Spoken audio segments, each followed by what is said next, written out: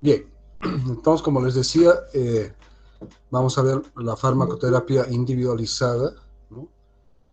Reacciones adversas de los medicamentos, que son los RAMS, y las interacciones de los medicamentos. Bien,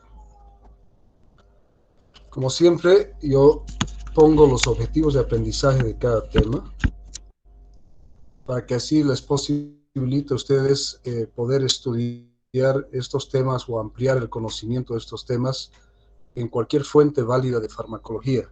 Me imagino ya que los anteriores docentes que han dado las clases teóricas les han informado de que no existe un texto oficial de farmacología para la Facultad de Medicina de San Simón, sino que son válidos todos aquellos textos de farmacología que son aceptados en distintas universidades y distintos lugares del mundo. Les han mencionado el Katzun, obviamente, el Goodman y Hillman, me imagino que también el Litter, el Velázquez, el Flores, en fin, entre algunos de los textos que son válidos para farmacología. De ahí que los objetivos de aprendizaje en cada tema son importantes porque les permiten a ustedes acceder a la información farmacológica en base a estos objetivos de aprendizaje. Bien, para este tema los objetivos son los siguientes. Definir y clasificar los distintos tipos de terapia. Identificar los elementos de la farmacoterapia razonada. Hacer un listado de los elementos que llevan a una falla en la farmacoterapia. Identificar los factores que modifican la respuesta a los fármacos. Hacer un listado de factores que predisponen al bajo cumplimiento del tratamiento en los distintos grupos etarios.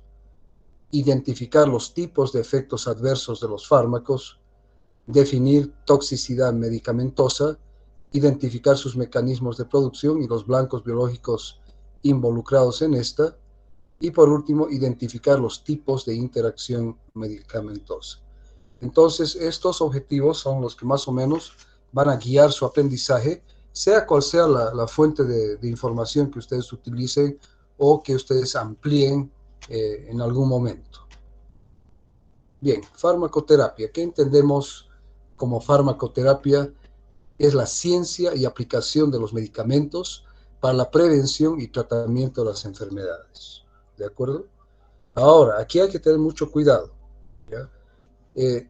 La farmacoterapia obviamente que busca, ¿no?, la curación de las enfermedades de cierta manera, pero no siempre se consigue esto, ¿ya? Entonces nos quedaríamos mejor con lo que dice aquí. Es la ciencia y aplicación de los medicamentos, ¿ya?, para los distintos problemas que afectan o pueden afectar a los pacientes. Estudia las propiedades y acciones de los fármacos en los organismos vivos y su objetivo es el tratamiento de la enfermedad para conseguir la curación del enfermo. Pero esto, insisto, puede buscar curar la enfermedad, pero no necesariamente se puede curar la enfermedad. Qué lindo sería que podamos curar todas las enfermedades, pero sabemos que esto no es posible, ¿no es cierto? En todos los casos, en algunos sí. A ver, un ratito voy a parar, voy a admitir, creo que hay algunos estudiantes que quieren ingresar, los vamos a admitir un ratito.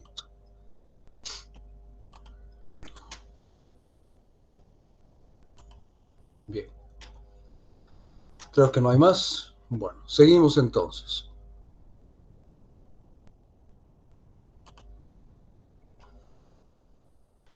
Bien, ¿qué tipos, qué tipos de farmacoterapia tenemos? Tenemos la terapia específica o curativa, es decir, es una terapia o una forma de terapia que va a dirigirse directamente a tratar de curar o curar la enfermedad. Aquí pongo un ejemplo muy claro. Si uno tiene una amigdalitis bacteriana, que generalmente es causada por el estafilococo beta hemolítico del grupo A, nosotros vamos a utilizar un antibiótico para curar o tratar esta infección y la vamos a curar, ¿no? Podemos utilizar una penicilina benzatínica por vía intramuscular a una sola dosis de 1.200.000 unidades y curamos la amigdalitis, ¿de acuerdo? Entonces la terapia específica es ese tipo. Otro tipo de terapia es la terapia paliativa o sintomática, ¿no? O sea, no trata ni cura la enfermedad como tal, sino lo que hace es disminuir o quitar los síntomas, en muchos casos, o paliar los síntomas en casos de enfermedades, por ejemplo, incurables en el caso de un cáncer terminal. El uso de analgésicos, opioides, por ejemplo, en este caso, no busca curar el cáncer, sino lo que busca es aliviar el dolor, disminuir o eliminar el dolor en el paciente con un cuadro oncológico terminal para hacer más llevadera su vida, mejorar su calidad de vida, es decir, una vida donde el dolor no sea tan intenso que quiera volverlo loco al paciente, ¿no es cierto? O también sintomática en el caso, por ejemplo, de un resfrío o una gripe. ¿Qué es lo que estamos buscando? Cuando estamos con gripe nos duelen los huesos, nos duelen las articulaciones, los músculos, estamos congestionados, nos duele la cabeza, entonces tomamos un antigripal que en su composición tiene un analgésico antipirético, tiene un descongestionante nasal sistémico y tiene un antihistamínico. Entonces estamos utilizándola para aliviar, para disminuir los síntomas, porque sabemos que el cuadro de un resfriado o una gripe es causado por un virus y tiene un ciclo de vida, ¿no es cierto? La terapia de apoyo es aquella terapia que, como su nombre indica, busca dar un apoyo al paciente, además del tratamiento que él esté siendo sometido, ¿no es cierto? Puede ser apoyar al paciente en ciertos momentos del tratamiento de su enfermedad, sin necesariamente utilizar fármacos para esto. La terapia de reemplazo o sustitutiva generalmente es de tipo hormonal. Por ejemplo, un paciente hipotiroideo que no produce suficiente hormona tiroidea, le vamos a administrar levotiroxina exógena a fin de reemplazar aquella hormona tiroidea que no está siendo producida en suficiente cantidad dentro del organismo. O la terapia restaurativa busca restaurar la función de un segmento corporal o de una función corporal que ha sido afectada por la enfermedad. Por ejemplo, un paciente sufrió una fractura de la tibia, fue sometido a una cirugía, permaneció un tiempo sin apoyar el miembro afectado hasta que hubo señales de consolidación ósea, y después viene una terapia de restauración de la función, es decir, devolverle al paciente la función que tenía previo a su cuadro patológico. Si en algún momento tienen alguna pregunta o quieren alguna aclaración, por favor les digo que me hagan la pregunta y yo con todo gusto voy a resolverla o tratar de resolverla. Bien, ¿cuál es la metodología de realización de las intervenciones dentro de la farmacoterapia? Y aquí hay un autor, Hepler y Strand, que dijo: es la provisión responsable de farmacoterapia con el propósito de obtener resultados específicos que mejoren la calidad de vida de los pacientes. Y esto es muy real, ¿no es cierto? El paciente enfermo, el paciente que tiene alguna patología que le está afectando, lo que buscamos, además de buscar el tratamiento específico o curativo en este caso, lo que estamos buscando es hacer de que el paciente tenga una calidad de vida adecuada, ¿no es cierto? Ahora, la farmacoterapia no siempre consigue los objetivos planteados para cada paciente individual, pudiéndose deberse a diferentes causas. Entre estas, que la receta no haya sido la adecuada, ¿no? Es decir, que la receta que estamos utilizando no sea la adecuada para el paciente y por lo tanto el medicamento solicitado no sea el adecuado. En estos casos, nosotros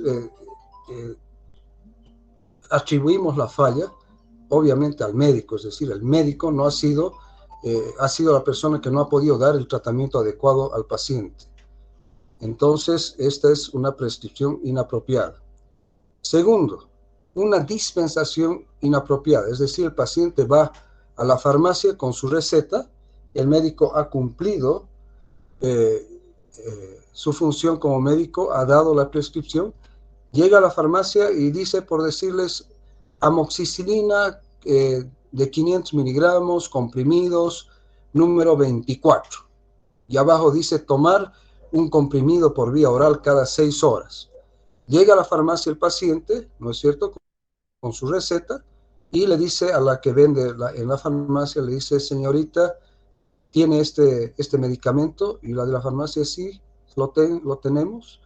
Y inmediatamente le pregunta, y esto es una falla en la dispensación, la de la farmacia, la que vende, dice, ¿cuántos quiere? Siendo que en la receta dice 24.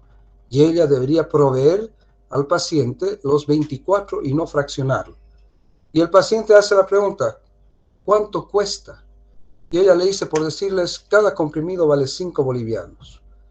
Entonces el paciente le dice, entonces deme 4, siendo que en la prescripción dice 24. ¿Ya? Entonces es una falla muy común, especialmente en nuestro medio, porque lo que tienen que tomar en cuenta es que la prescripción no puede ser fraccionada. El único que puede autorizar una modificación de la prescripción es el médico. Después nadie puede modificar una prescripción a su libre antojo, ¿de acuerdo? Tercero, el incumplimiento. Y el incumplimiento generalmente es relacionado en pacientes con tratamiento ambulatorial. Es decir, el paciente se lleva su receta, se compra sus medicamentos. En la receta dice, tome un comprimido por vía oral cada 6 horas. Y el médico le ha puesto 6 de la mañana, 12 del día, 6 de la tarde y 12 de la noche. Y el paciente incumple el horario o incumple la cantidad de días que debe tomarlo. El médico le dijo, tome esto durante 7 días, o perdón, durante 6 días. Y el paciente no lo toma durante los 6 días y lo toma, se siente mejor al segundo día y deja de tomar el tratamiento.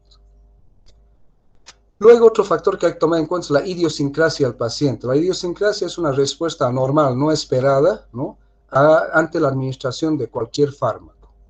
¿Ya? La reacción idiosincrática no es previsible, sino que puede ocurrir en cualquier momento y ante cualquier fármaco. Esto ocurre comúnmente cuando hay procedimientos, por ejemplo, anestesia, no comúnmente, sino con mayor frecuencia, en pacientes que van a ser sometidos a procesos o procedimientos anestésicos, y el paciente hace una reacción idiosincrática a uno de los anestésicos y se muere, o hace un paro, ¿entiende? ¿Ya? En este caso, nadie tiene la culpa, no se podía prever que el paciente iba a tener una reacción inesperada.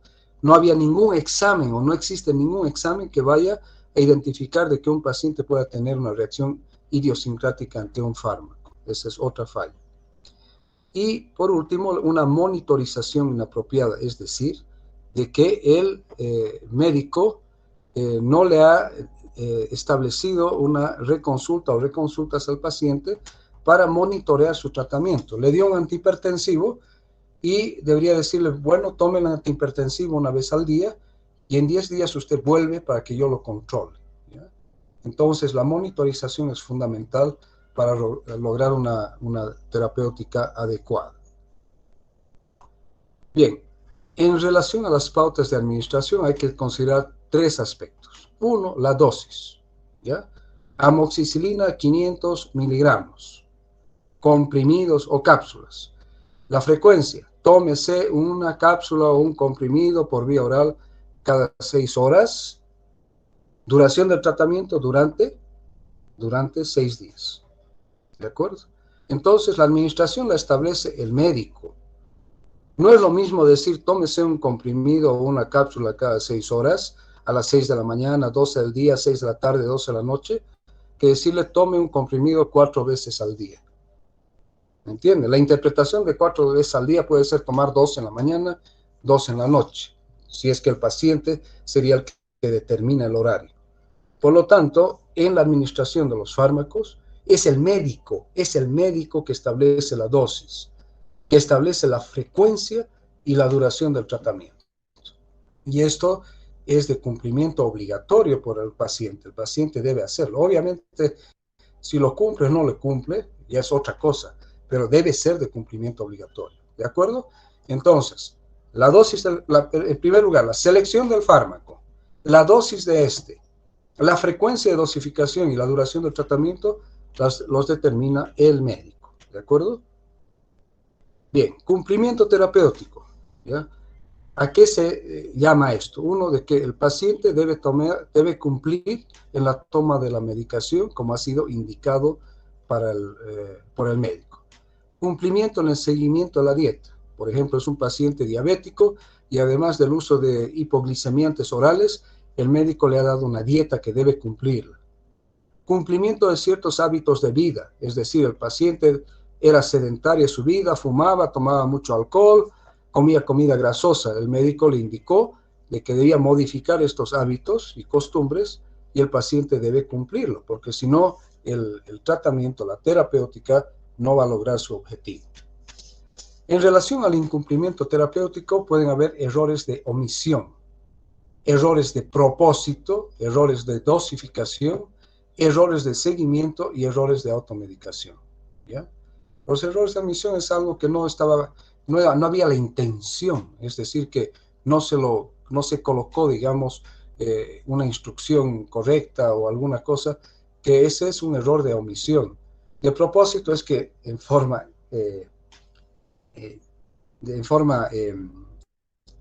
adrede, es decir, el médico lo ha hecho de propósito, lo ha hecho sabiendo de que estaba mal. Errores de dosificación, ¿no? Por eso que la selección del fármaco debe ir en conjunto con una dosificación adecuada, el seguimiento que mencionábamos antes, ¿no es cierto?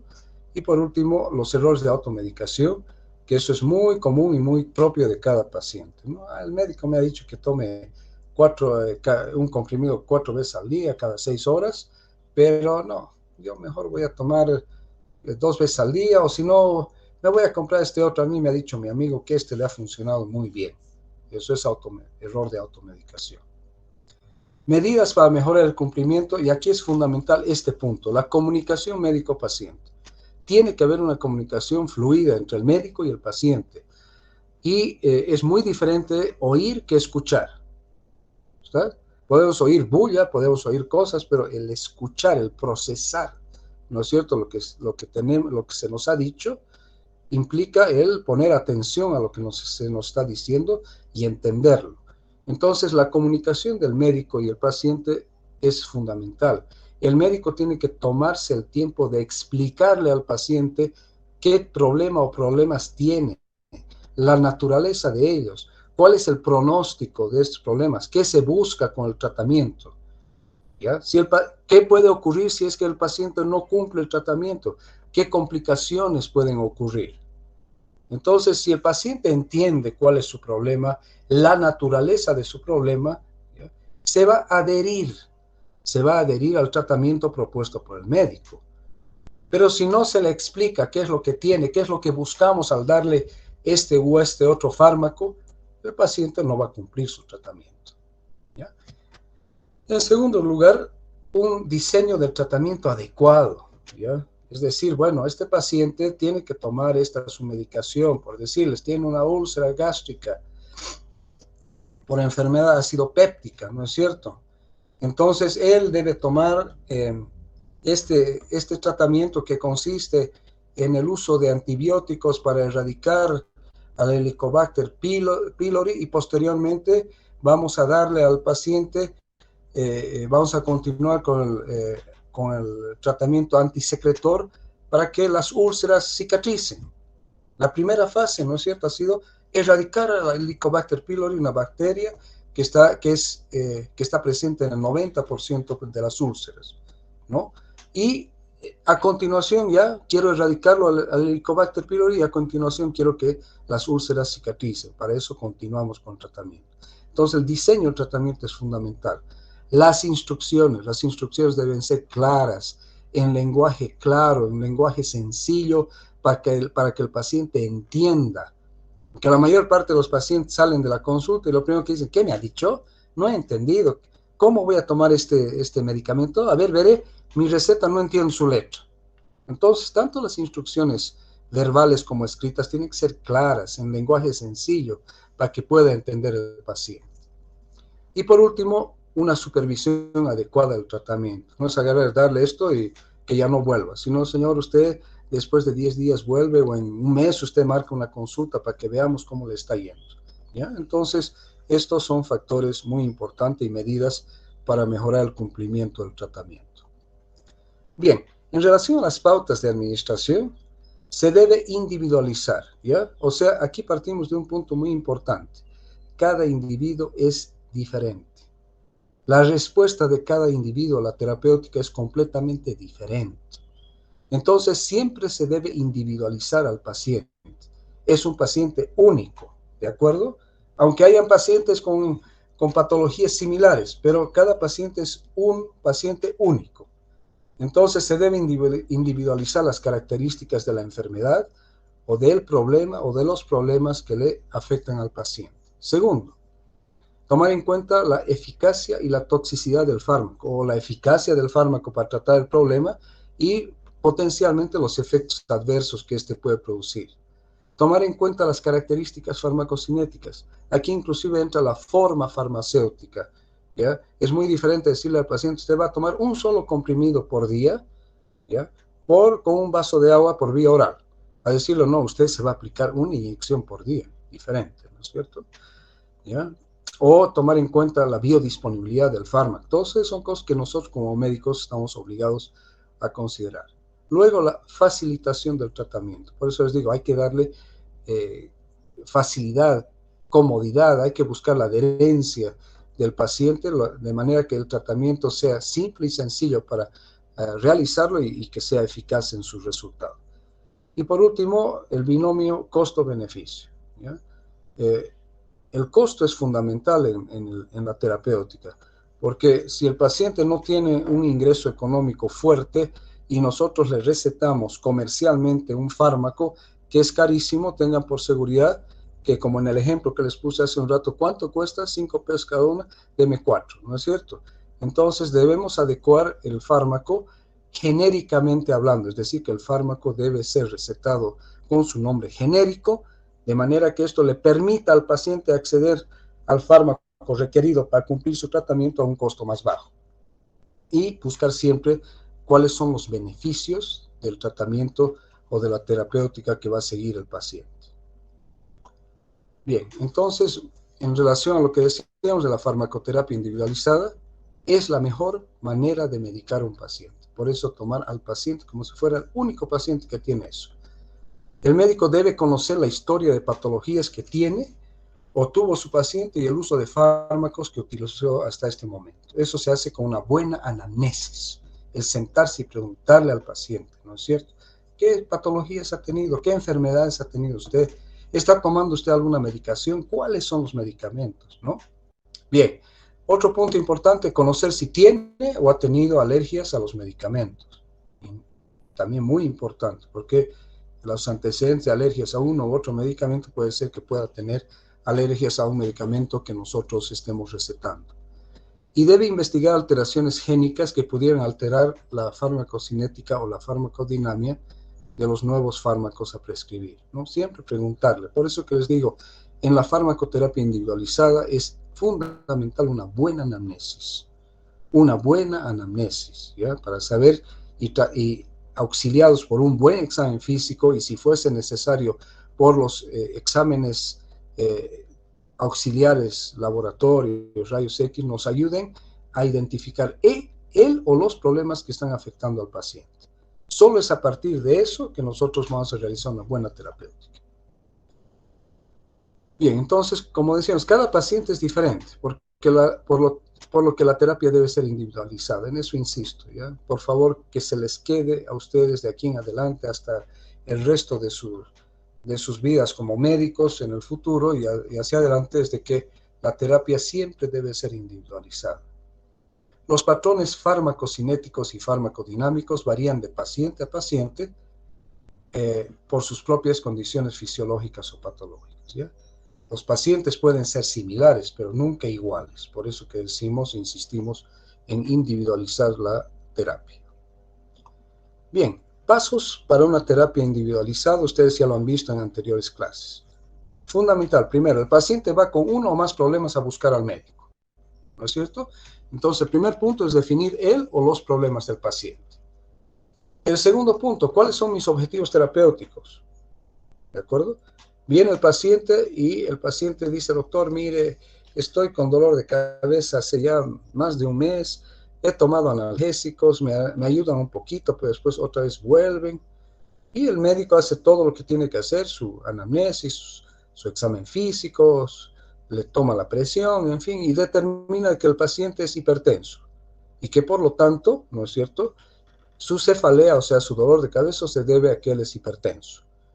Entonces ahí su objetivo terapéutico no va a ser quitarle el dolor de cabeza. Su objetivo terapéutico va a ser tratar la hipertensión, normalizar la presión arterial, con lo que la cefalea hipertensiva va a desaparecer, o sea, ese dolor de cabeza relacionado a su hipertensión. Bien, luego de esto, establecer estrategias terapéuticas farmacológicas y no farmacológicas. No se olviden de que el tratamiento no farmacológico es coadyuvante y es extremadamente importante, ¿no?, para el tratamiento de los problemas del paciente. Realizar luego un inventario de grupos farmacológicos eficaces, ¿no es cierto?, en base a los 4 parámetros: eficacia, seguridad, conveniencia y costo. Eficacia para tratar el problema que le afecta al paciente, ¿no? Seguridad relacionado a que no tenga tantos efectos adversos o tóxicos, ¿no? Conveniencia, que es conveniente para el paciente en todos sentidos, desde el punto de vista farmacodinámico, farmacocinético. Y por último, el costo, que sea un costo accesible para que el paciente cumpla su tratamiento, ¿ya? Luego de estos grupos, seleccionar un grupo farmacológico, también nuevamente en base a eficacia, seguridad, conveniencia y costo, y de este grupo farmacológico seleccionar uno o más fármacos, o sea, los que sean más adecuados para tratar el problema del paciente. Una vez que tenemos esto, que son los pasos, ¿no es cierto?, para la selección del medicamento P, vamos a diseñar un esquema terapéutico apropiado para el paciente, que ya habíamos dicho antes, ¿no es cierto? Diseñar un esquema terapéutico es importante, apropiado para el paciente. Luego tenemos que, obviamente, brindar información en relación a su problema, en relación al objetivo terapéutico que buscamos, en relación al pronóstico del tratamiento de su enfermedad, darle instrucciones claras en lenguaje sencillo y advertencias, y con eso el paciente va a estar muy bien informado y se va a adherir al tratamiento. Indicar el tratamiento que viene cuando ya le damos la receta al paciente, ¿no?, para que él vaya a la farmacia y se provea del fármaco o fármacos recetados. Y por último, establecer consultas o seguimiento, ¿no?, supervisar la evolución del tratamiento. Este paciente era hipertenso. Le digo, mire, vuelva en 10 días, a los 10 días le tomo la presión y veo que su presión ha normalizado. Quiere decir que nuestra terapia individualizada ha funcionado o está funcionando, y continuamos. Si vemos que su presión arterial no está normal todavía, entonces o aumentamos la dosis del fármaco prescrito o cambiamos a otro grupo farmacológico. Ya no sé si está todo claro hasta aquí. ¿Está? Bueno, si no me dicen nada, quiere decir que está claro. Bien, este es un cuadro donde se muestran los factores que modifican la respuesta a los fármacos, ¿no? Entonces, hay múltiples factores que pueden modificar la respuesta a los fármacos. Entonces, tenemos aquí al centro, fíjense, la respuesta al fármaco, y fíjense todos los factores que pueden modificar la respuesta a los fármacos. Es increíble, y a veces uno ni siquiera los toma en cuenta. Por ejemplo, estación del año y hora del día. Increíble, ¿no es cierto? ¿A qué hora? Eso influye también en la respuesta a los fármacos. El sexo, sea hombre o sea mujer. La presión barométrica, nadie piensa en eso, ¿no? ¿Cuál es la presión barométrica en este momento aquí en Cochabamba? La función gastrointestinal del paciente, si está normal, si está constipado, si está con diarrea, ¿ya? Fiebre, tiene o no tiene fiebre, también importante porque puede modificar. Exposiciones químicas y laborales. La función hepática, fundamental, obviamente que sí, porque no se olviden que una gran parte de los fármacos se metabolizan a nivel hepático. La dieta, ¿ya? La dieta puede influir, obviamente, en la absorción de un fármaco. Es decir, que la presencia de alimentos o el tipo de alimentos que está ingiriendo el paciente puede alterar la respuesta del fármaco. El tomar, por ejemplo, jugo de toronja afecta en muchos casos distintos tipos de fármacos, ¿ya? El estrés, eso es del día a día. Lactancia, ¿no es cierto? Obviamente que la lactancia es un factor importante. La presencia de otros fármacos, dando lugar a fenómenos de interacción entre los distintos fármacos que se encuentran presentes al mismo tiempo.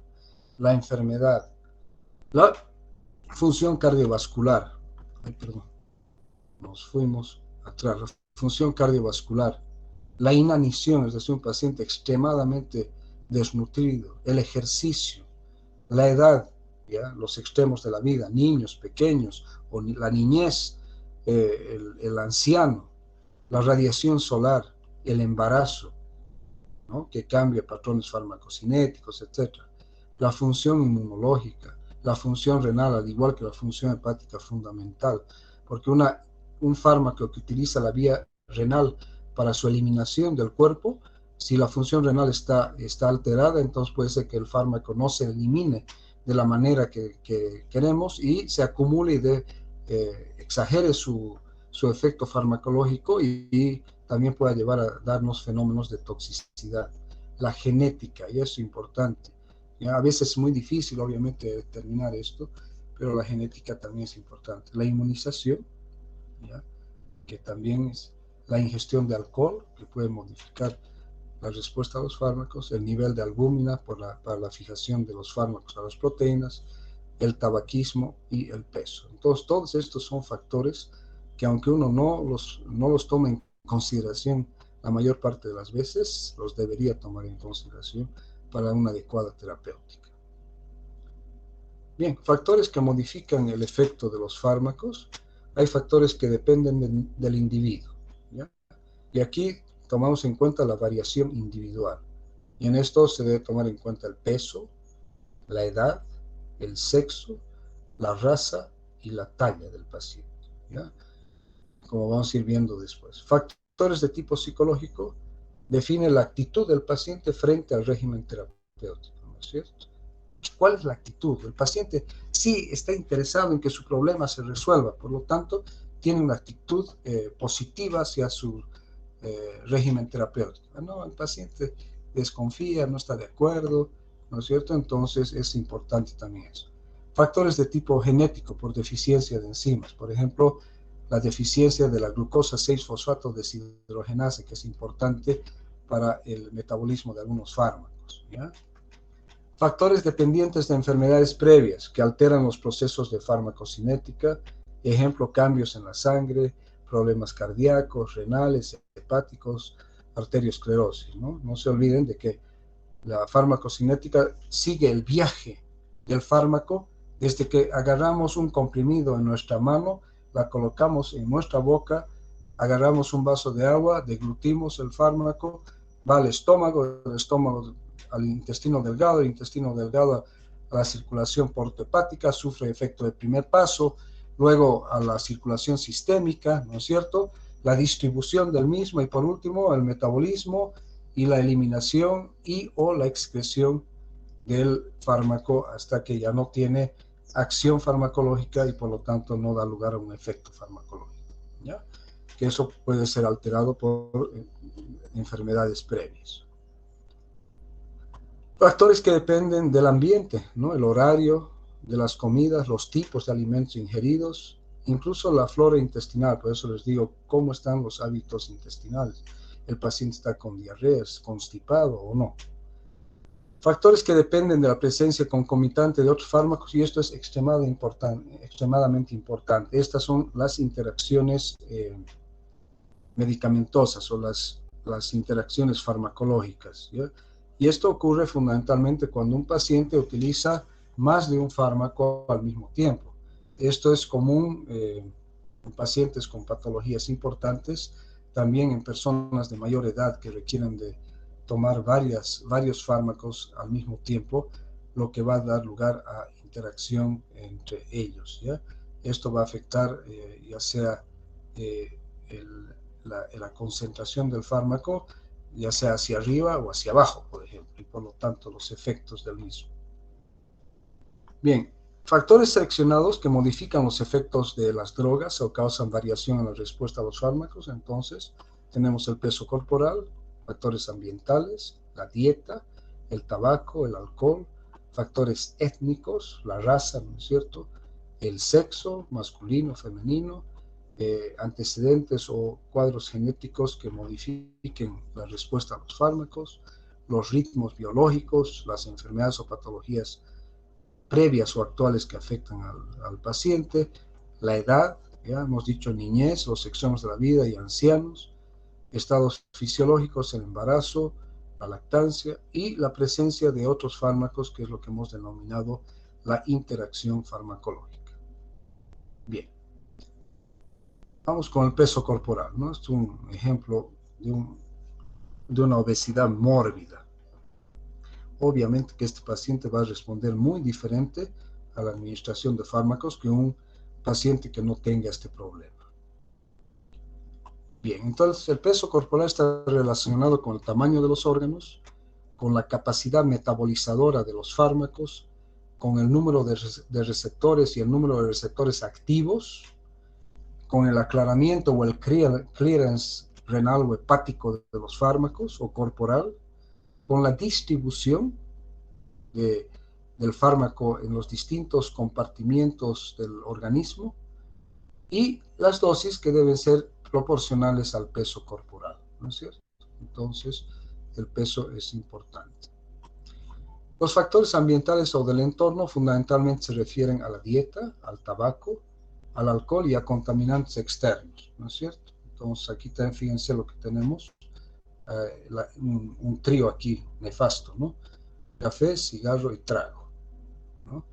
Y por otro lado, fíjense aquí una dieta extremadamente saludable.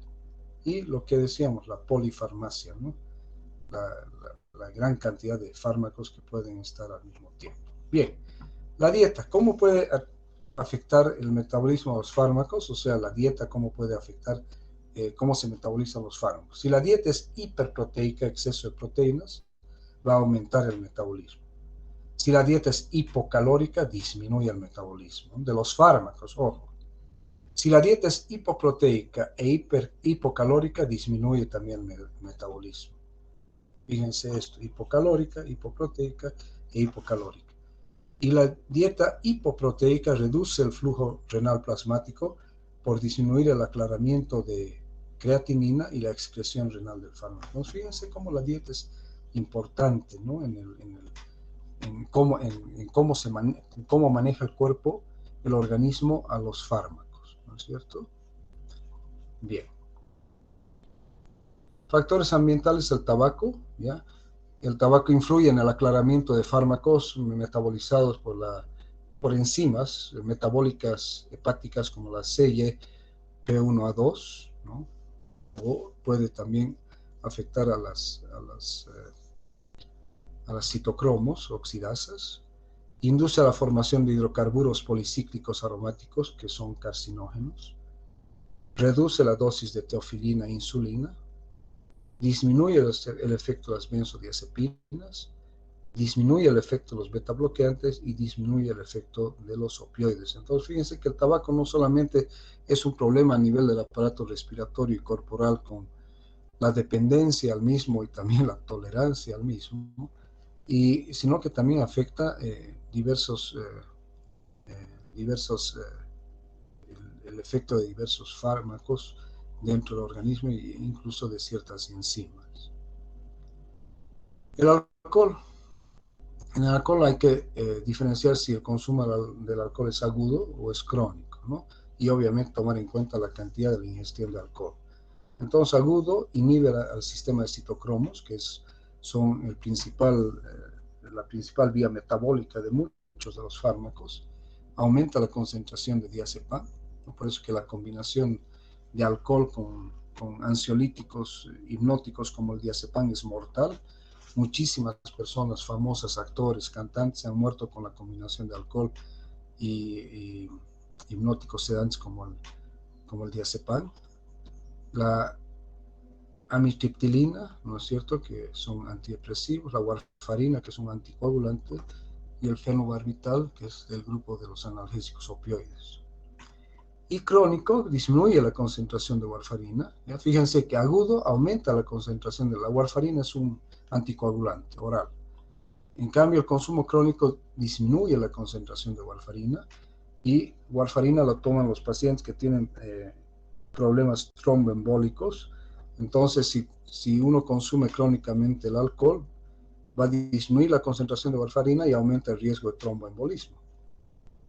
También la fenitoína, y aumenta la hepatotoxicidad del paracetamol. El paracetamol, el analgésico tan común, distribuido en todas partes del mundo, es hepatotóxico a dosis altas, y si tú combinas eso con el alcohol, que el alcohol ustedes saben que también es hepatotóxico, es una combinación también muy peligrosa. Bien, factores técnicos. ¿Ya? La raza constituye un factor clave a la hora de elegir medicamentos y dosis de fármacos. ¿Ya? Esto hay que tener muy en cuenta. ¿Ya? La respuesta a los fármacos varía de raza a raza. ¿Ya? Existen polimorfismos en muchos genes, en 8% de los caucásicos. O sea que ni siquiera por decir, él es de raza caucásica o él es de raza blanca, todos van a ser iguales, ¿no? Eso depende de cada persona.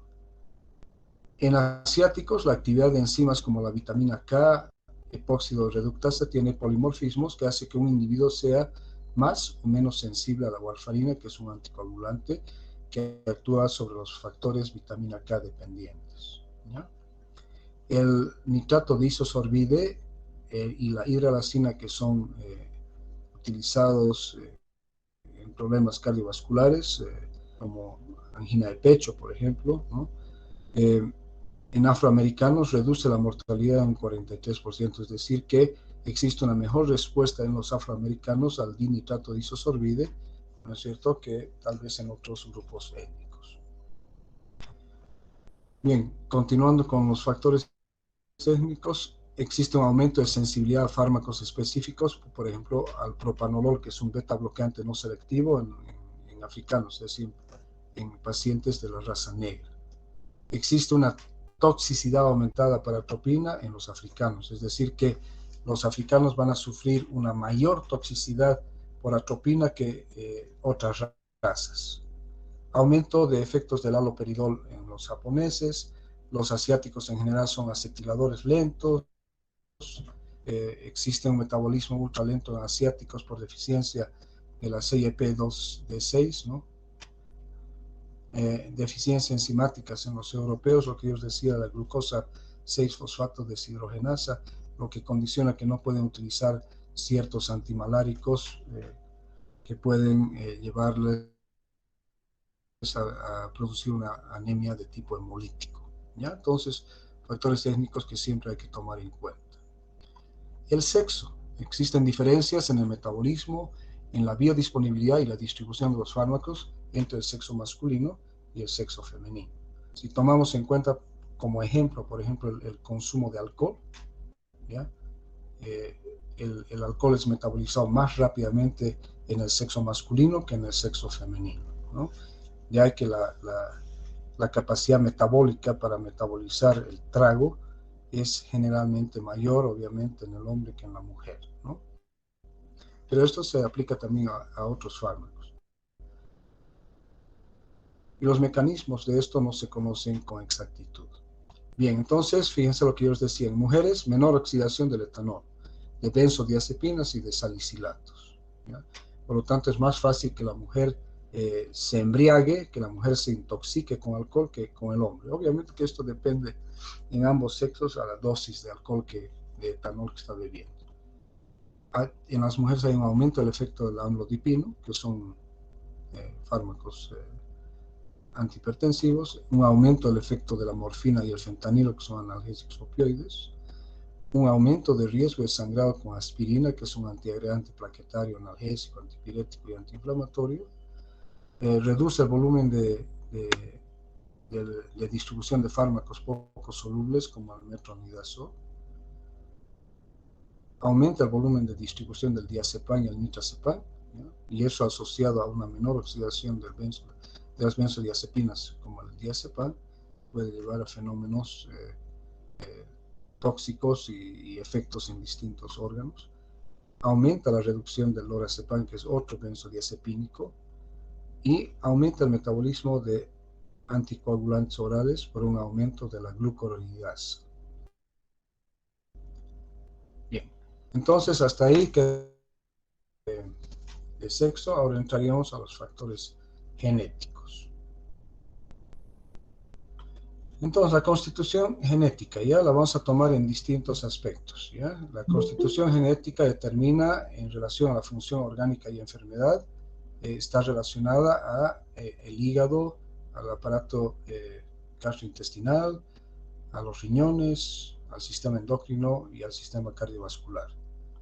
Por el lado de enfermedad y drogas, ¿no? La constitución genética también está relacionada. Fíjense que son flechas de ida y vuelta en relación a las infecciones, a los tumores, a los inductores e inhibidores del metabolismo de las drogas, que es importante, ¿ya? Luego, la constitución genética también relacionada con el ambiente, con el estilo de vida, con la ocupación que hace la persona, la dieta que ingiere, su consumo de alcohol, el ejercicio del cigarro. Cada uno de esto es propio de cada individuo, ¿no es cierto? ¿Ya? Y luego, en relación al paciente, la edad, el sexo, el embarazo y el ritmo circadiano, ¿ya? Noche y día. Es importante, entonces, la constitución genética influye todos estos aspectos, ¿ya? Las respuestas a todos estos aspectos están relacionadas a la constitución genética individual de cada paciente. Bien, factores genéticos que influyen en la respuesta a los fármacos. Tomamos en cuenta la farmacogenomia, que busca identificar variaciones en respuestas de origen genético. Obviamente que la farmacogenomia no está muy difundida en nuestro medio. En otros países con mejores condiciones técnicas, económicas, etc., entonces sí, la farmacogenomia es una rama de la farmacología muy utilizada a veces, ¿ya? Entonces busca identificar variaciones en respuestas de origen genético, por ejemplo, diferencias genéticas entre los individuos que conllevan diferencias en el metabolismo del fármaco, en el transporte del fármaco y el número o acción de los receptores. Inclusive en eso, fíjense, genéticamente cada individuo tiene características que van a condicionar el metabolismo de los fármacos, el transporte y distribución de estos y el número o acción de receptores. Diferencias en sensibilidad o resistencia, ¿ya? Es decir, que el paciente es más sensible a un fármaco y no responde tanto a otro fármaco, ¿no?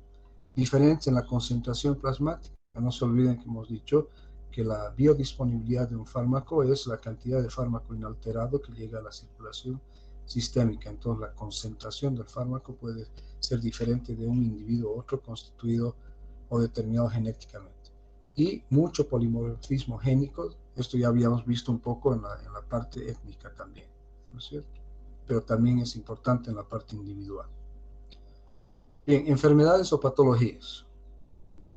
Paciente en un ambiente hospitalario, la médica aquí explicándole seguramente su problema y su tratamiento propuesto. Bien, enfermedades que afectan la prescripción de los fármacos, obviamente las hepatopatías, ¿no es cierto? Las hepatopatías incapacitan los sistemas metabólicos del hígado, por ejemplo, en el caso de la citocromo P450, y por lo tanto van a enlentecer el metabolismo. Si el metabolismo hepático de un fármaco está alterado, entonces este fármaco está alterado en el sentido que el metabolismo está disminuido, entonces la concentración, la biodisponibilidad del fármaco aumenta y por lo tanto esto pone o repercute en el efecto terapéutico mismo, ¿no? ¿Ya? Y también repercute en los niveles y concentraciones del fármaco que pueden llevar a manifestaciones tóxicas. Las cardiopatías afectan también la farmacocinética, porque no se olviden que parte de la farmacocinética es la distribución de los fármacos, ¿no es cierto? ¿Ya? Entonces altera la distribución de los fármacos por no poder proveer un aporte sanguíneo adecuado, porque si ustedes se acuerdan que dentro de los elementos farmacocinéticos está la distribución del fármaco, ¿no es cierto? Una vez que el fármaco ha llegado a la circulación sistémica, ya sea por vía oral o directamente, digamos, por vía endovenosa, este fármaco tiene que llegar a su blanco biológico, tiene que llegar a su sitio de acción, a su diana, Y para que llegue ahí tiene que distribuirse en el cuerpo. ¿Y dónde se distribuyen los fármacos? Se distribuyen en los compartimientos líquidos del organismo. Esto es el compartimiento intravascular, el compartimiento intercelular y el compartimiento intracelular. Es ahí donde los fármacos se distribuyen, ¿no? Para llegar a su sitio de acción y poder ejercer su acción farmacológica y dar lugar a su efecto farmacológico, ¿no? El hipertiroidismo, el hipotiroidismo también afectan la terapéutica. Bien, la edad, ¿no? Miren los cambios físicos con la edad. Este señor de acá no es el mismo que este, ya farmacológicamente hablando. Y conforme vamos envejeciendo y cambiando no solamente en el aspecto físico externo, obviamente que también hemos cambiado internamente. Por lo tanto, el manejo de los fármacos, tanto desde el punto de vista farmacocinético como farmacodinámico, ha variado de este individuo a este individuo. Y fíjense, en esto también es esquemático, ¿no? La respuesta a los fármacos es diferente en esta niña que en esta niña, esta mujer joven, adulta, madura y por último anciana. Bien, fármacos en la niñez. Utilización de fármacos en niños, ¿no? La edad influye sobre las características farmacocinéticas y farmacodinámicas, obviamente que sí. Y las dosis en los niños siempre deben calcularse en la dosis, que puede ser en miligramos o en unidades por kilogramo de peso, ya sea día o la dosis de miligramos por kilogramo de peso por dosis, que es diferente. Pero esto siempre se debe calcular en base a la superficie corporal del niño. Es muy diferente la superficie corporal de este recién nacido que de este niño, ¿no es cierto? O, como vimos aquí en el anterior cuadro, la superficie corporal de esta niña con la superficie corporal de esta señora, ¿no? Entonces, la dosificación en los niños debe ser muy cuidadosa, ¿ya? Muy cuidadosa. Siempre tomar en cuenta peso y superficie corporal para lograr tener una dosis adecuada para el niño que sea terapéutica, pero que no sea tóxica. Bien, es sabido que ciertos fármacos ocasionan daños en la vida fetal, ¿no es cierto? Y aquí la placenta juega un rol importante, porque depende el porcentaje, la cantidad o la concentración del fármaco que atraviese la placenta y llegue al feto para determinar el efecto de este fármaco en el feto. Un gran problema al tratar prematuros antes de las 36 semanas es la inmadurez que ellos tienen de los sistemas enzimáticos, ¿ya? Es decir, que si los sistemas enzimáticos de estos prematuros está inmaduro, quiere decir que la administración de fármacos obviamente también va a ser afectada por esta inmadurez del sistema metabólico, por ejemplo, hepático del fármaco, dando lugar también a fenómenos de acumulación o efectos adversos que pueden darse por este motivo. Recordar que los neonatos tienen inmadurez hepática y renal, que son los dos principales mecanismos de eliminación y de excreción a nivel hepático por metabolismo hepático y renal por la salida y eliminación del fármaco por vía renal. El lactante ya tiene madurez completa para muchos de los sistemas enzimáticos y en niños de 2 a 12 años el aclaramiento hepático es mayor que en el adulto, es decir, que se elimina mayor cantidad de fármaco en plasma, por ejemplo, ¿no es cierto?, en relación a los adultos, ¿no es cierto?, que son mayores a este grupo etario de 2 a 12 años. Y en el adolescente de 12 a 18 años, la farmacocinética y la farmacodinamia es igual que en el adulto. De ahí que ustedes cuando vean la administración de fármacos, se pone como límite. En niños mayores de 12 años y adultos, la dosis es tal. Porque ya el comportamiento farmacocinético y farmacodinámico es el mismo para ambos. Bien, tomando en cuenta en los niños los factores farmacocinéticos, el tránsito gastrointestinal puede estar incrementado en los niños, ¿no? La superficie de absorción relacionada con la superficie corporal es mayor en infantes y niños que en adultos. Eso es lógico, ¿ya? Porque si bien la superficie corporal es menor, la superficie por donde se absorbe el fármaco es, es mayor en infantes y niños que en el adulto. La excreción de enzimas pancreáticas es menor en recién nacidos, pero no ocurre un síndrome de mala absorción y no se observan efectos en la absorción de los fármacos, a pesar de que la excreción de enzimas pancreáticas es menor en los recién nacidos.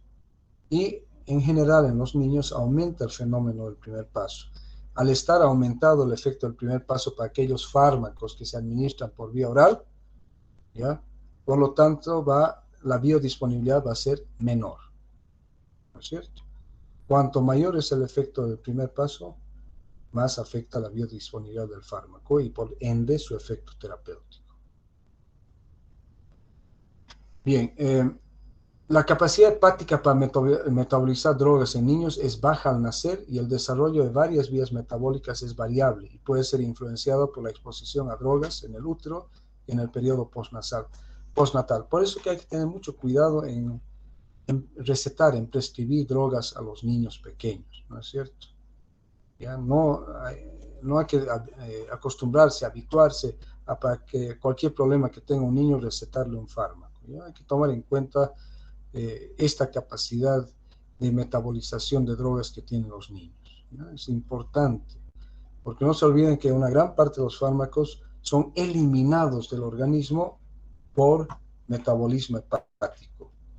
Yo les decía a mis alumnos, ¿cuándo ha sido eliminado el fármaco del organismo? Yo les digo en dos situaciones. Uno, metabólicamente, es decir, el hígado ha metabolizado el fármaco, por lo tanto, lo que queda, el metabolito, lo que queda del fármaco, no ejerce acción y por lo tanto no hay efecto farmacológico. Esa es una forma de eliminación. Y otra forma de eliminación es a través de la excreción, generalmente por vía renal, pero puede utilizarse cualquier parte del aparato excretor humano para tomar en cuenta esto. ¿Ya? Por lo general, el metabolismo es diferente al de los adultos. La segunda fase metabólica que implica la conjugación con sustratos endógenos, como el ácido glucurónico, es baja al nacer, pero con el sulfato es normal. La glucuronidación alcanza niveles de adulto a los 3 años de edad. Es decir, que ya a los 3 años de edad un niño tiene la capacidad metabólica de la fase 2 completa. La oxidación está reducida en el neonato, en la infancia sobrepasa la capacidad de los adultos. Esto es importante porque si nosotros decimos que la fase metabólica 1, o sea, la fase 1 del metabolismo hepático, comprende básicamente 3 procesos, ¿no? Oxidación, hidrólisis y reducción, siendo que la oxidación es la vía metabólica que utilizan la mayor parte de los fármacos, ¿no? Entonces decimos que en el neonato la capacidad metabólica está reducida, pero en la infancia esta sobrepasa la capacidad del adulto. Bien, también tomar en cuenta que en el recién nacido la función renal es limitada debido a que los riñones son anatómica y funcionalmente inmaduros, ¿ya? Entonces, eso ya habíamos hablado al comenzar. Es decir, que hay que tomar en cuenta que tanto el hígado del recién nacido como el sistema urinario con los riñones también es inmaduro en el recién nacido, ¿ya? El flujo sanguíneo renal es de 40 mililitros por minuto kilogramo en recién nacidos, que representa el 16% del gasto cardíaco y alcanza valores normales al año de vida, ¿no? Que incrementa del 20 al 25% del 16%. ¿Ya? En el recién nacido a término, la filtración glomerular es solo de 5 a 10 ml por minuto por metro cuadrado. Esto se duplica, fíjense, tan rápidamente a la semana de vida al disminuir la resistencia vascular renal. Aquí juega un papel fundamental el desarrollo del aparato cardiovascular y también la composición de la sangre, ¿no?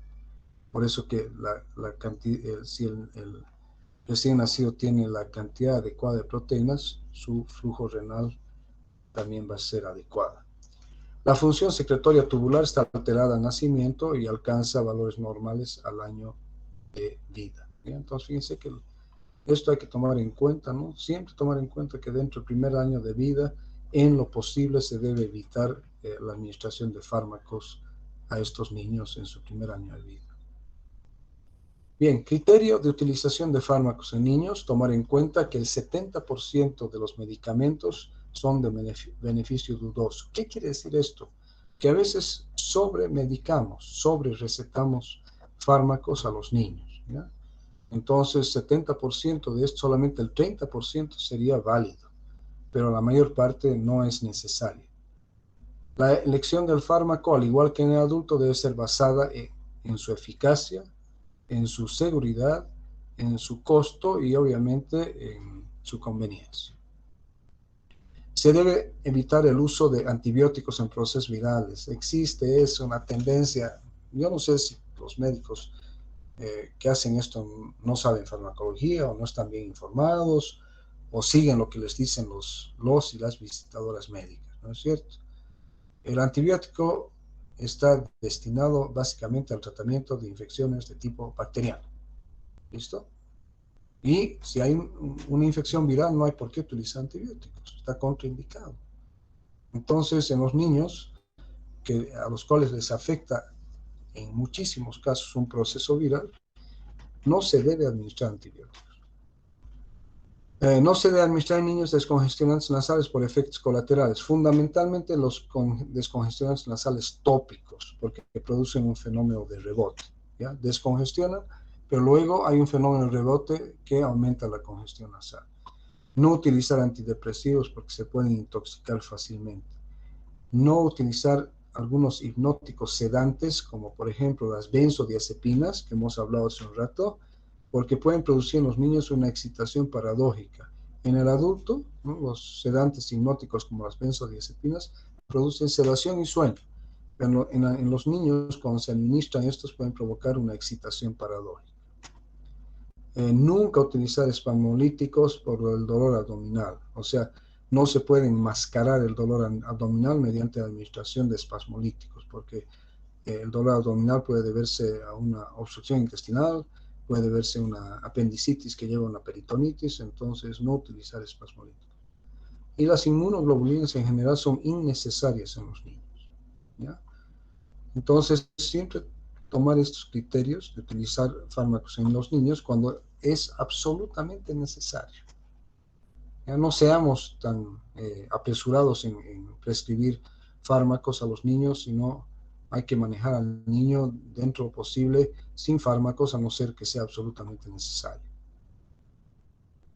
Bien, diseño de pautas en la administración de fármacos en niños, solo el 50% cumplen órdenes médicas. La vía oral es de elección, sí, pero la vía oral no necesariamente es de aceptación por los niños, ¿no? Aunque han fabricado ahora los jarabes, las suspensiones, las soluciones con sabores agradables, a chicle, a frambuesa, a banana, lo que sea, ya los niños son reacios a la ingestión de fármacos por vía oral. Es de elección, pero la respuesta del niño es muy variable, ¿no? Algunos niños lo toman muy bien, pero otros niños se escupen, cierran la boca, vomitan, ¿no? Entonces, a veces, a pesar de que esta elección es difícil de utilizarla. La vía inhalatoria para problemas respiratorios, fundamentalmente problemas de asma bronquial, es excelente, bueno. La vía intramuscular es poco usada por el dolor, obviamente, ¿no? Cualquier aguja que se introduce al músculo duele. Si no, ustedes no se acuerdan lo que los han vacunado contra el coronavirus, ¿no es cierto? Que queda uno dolorido del músculo deltoides en el hombro por unos días hasta que se pasa, ¿no? Y, pucha, la vía rectal es una excelente opción. Tú agarras el supositorio, piqui, le metes al niño, le aprietas las nalgas y se disuelve y punto. Es una buena opción, pero infelizmente no todos los fármacos vienen en una presentación farmacéutica para uso por vía rectal en supositorios. El riesgo de intoxicación en niños, ¿ya? Fíjense que los niños son muy expuestos a intoxicación medicamentosa, 30%. Pero generalmente esto es de tipo accidental, es decir, el niño encuentra un frasco con un líquido rosado o rojo que es rico de sabor, entonces agarra y inadvertidamente se toma todo el frasco. Entonces esto sí le va a producir una intoxicación medicamentosa. ¿Ya? Ahora, ¿cuáles son los fármacos que son más propensos a provocar intoxicación en niños? Tenemos los antidepresivos, los antihistamínicos, ¿no? Las benzodiazepinas y los hipoglicemiantes orales. Pero generalmente estos no se utilizan en la ingestión de antihistamínicos también, por ejemplo, en los antigripales, que vienen también en jarabito o en suspensión de color y de sabor agradable, puede llevar a una intoxicación inadvertida. No utilizar tetraciclina porque afecta el esmalte de los dientes en forma permanente en los niños en crecimiento, ni el cloranfenicol porque puede llevar a síndromes como el niño gris, etc. Entonces, nunca utilizar tetraciclina ni cloranfenicol. El riesgo de utilización de quinolonas, que son antibióticos excelentes, existen estudios en animales de laboratorio que dicen que afecta el cartílago de crecimiento. Obviamente, por razones éticas, no se han realizado estudios en niños, por eso que yo pongo aquí entre paréntesis discutible. Tomamos en cuenta que sí, las quinolonas no deben utilizarse de rutina en niños, pero cuando es necesario sí se deben utilizar, ¿ya? Bien, evitar medicamentos innecesarios, ya hemos dicho, no medicar al niño innecesariamente. Evitar acetaminofeno en dosis altas. El acetaminofeno es uno de los analgésicos antipiréticos más utilizados a nivel mundial en niños. Sin embargo, es extremadamente hepatotóxico y a dosis altas, que generalmente ocurre por ingestión accidental del acetaminofeno o paracetamol, lleva a una necrosis hepática fulminante en los niños. Evitar el uso de aspirina en procesos virales porque puede desencadenar el síndrome de Reye, pero esto es cuando el niño tiene un cuadro viral importante, ¿no es cierto? Es decir, tiene una enfermedad viral que le afecta de forma importante, ¿no? Está con fiebre, con dolor de garganta, está con dolor de cabeza, dolor de cuerpo, no quiere comer, etcétera, etcétera. No se debe administrar aspirina en horario jamás, porque puede dar lugar al síndrome de Reye, que se caracteriza por un cuadro de encefalitis, hepatitis y pancreatitis decurrente del uso de aspirina en un proceso viral importante en niños. De ahí que los antigripales para niños no contienen aspirina. Diseñar tratamientos simples, o sea, que el niño sea sometido, por decirles, al tratamiento con una dosis diaria o 2 dosis diarias durante unos cuantos días y así facilitar su tratamiento. Y nunca dejar medicamentos al alcance de los niños, nunca, porque el riesgo de intoxicación es muy alto. Bien, entonces aquí vamos a quedar, ¿no? Y mañana continuamos con el uso de fármacos en ancianos hasta concluir este temario el día jueves, ¿no? ¿Hay alguna pregunta hasta aquí? ¿O está todo claro? ¿Qué me dice? ¿Alguna pregunta? Chicos, chicas, ¿o está todo claro? ¿Qué me dice? No sé si hay alguna pregunta. Nadie dice nada. Dígame algo, pregúnteme algo, a ver. ¿O es que el tema ha quedado claro para todos? ¿Qué dice? ¿Alguna pregunta? Grace, ¿alguna pregunta? No, doctor, está bien, todo claro. ¿Todo claro? Bueno. Entonces espero que les haya servido, ¿no? La clase. Mañana continuamos, ¿no? Y la siguiente semana, como les dije, vamos a hacer el tema de mediadores locales. Todo dependiendo cómo avanzamos esta clase. De repente, inclusive podemos comenzar con mediadores locales el día jueves, pero depende cómo va a ser el avance, ¿no? No quiero cargarlos ni cansarlos cada día con mucha información. De todos modos, todos estos temas los vamos a subir al Classroom cuando concluyamos con la clase, como hacen todos los docentes. Bueno. Muy bien, entonces muchas gracias. Nos vemos, si Dios quiere, el día de mañana a la misma hora.